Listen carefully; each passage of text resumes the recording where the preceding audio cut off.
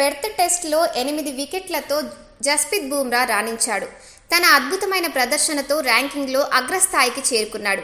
ICC బుధవారం విడుదల చేసిన టెస్ట్ ర్యాంకింగ్స్లో భారత స్టార్ పేసర్ జస్ప్రీత్ బుమ్రా అగ్రస్థానంలో నిలిచాడు.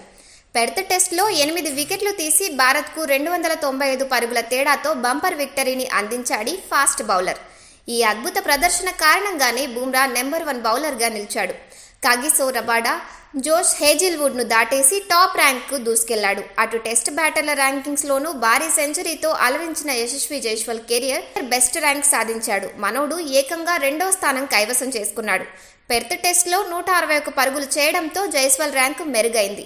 ప్రస్తుతం జైస్వాల్ 825 పాయింట్లతో 2వ ర్యాంకులో కొనసాగుతున్నాడు.